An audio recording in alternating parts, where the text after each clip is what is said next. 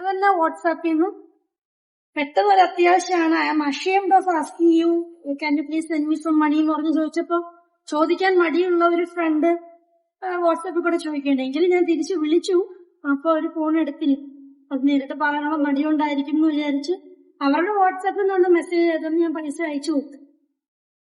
സഹായിക്കാനുള്ള ഒരു മനസ്സുള്ളത് കൊണ്ട് പറ്റിപ്പോയി. അല്ല പിന്നെ ഞാൻ സൈബറിൽ കേസ് കൊടുത്തിട്ടുണ്ട്, ഒന്നും ആയിട്ടില്ല. അതായിരിക്കും 10,000.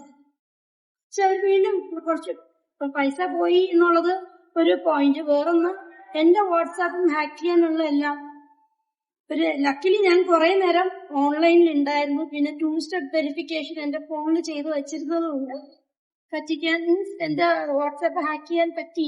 മണി തട്ടിപ്പായിട്ട് ബന്ധപ്പെട്ട ആൾക്കാർ തന്നെയാണ് അറിയില്ല. പക്ഷെ ഒരാഴ്ചയോളം പിന്നെയും ഈ രഞ്ജന ഗോറിന്റെ വാട്സാപ്പിൽ അവർ ആക്റ്റീവ്, മീൻസ് ഈ തട്ടിപ്പ് നടത്തിയവര് ആക്റ്റീവ് ആയിരുന്നു. അപ്പൊ അടുത്ത ദിവസം ഞാൻ പെട്ടെന്ന് എന്നെ പറ്റിക്കപ്പെട്ടല്ലോ എന്ന് ആലോചിച്ചപ്പോ എനിക്കൊരു ജൻസി റാണി ഫീലിംഗ് ഒക്കെ വന്നു. അവരെ ഒന്ന് കൊടുക്കാൻ നോക്കാന്ന് വെച്ചാൽ ഞാൻ അങ്ങോട്ട് മെസ്സേജ് അയച്ചു. അപ്പൊ അവരപ്പൊ തന്നെ എന്നോട് കുറച്ചും കൂടെ പൈസ ചോദിച്ചിരുന്നു. അപ്പൊ ഞാൻ ഇല്ല എന്നാണ് പറഞ്ഞത്. ഇപ്പൊ പൈസ ഉണ്ട്, അയച്ചു തരട്ടെ എന്ന് ചോദിച്ചു.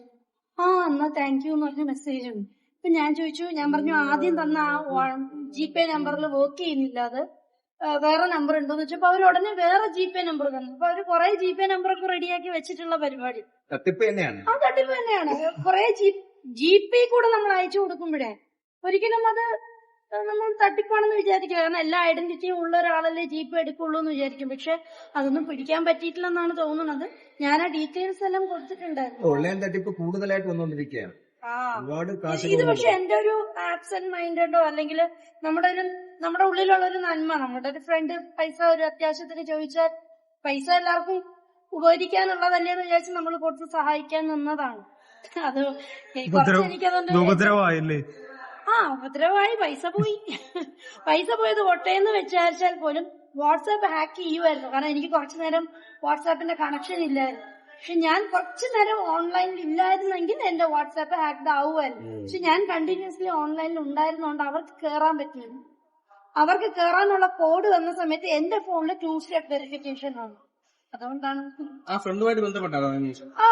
അവരൊരാഴ്ചയായിട്ട് കംപ്ലൈന്റ് കൊടുത്തിട്ട് വെയിറ്റ് ചെയ്യായിരുന്നു.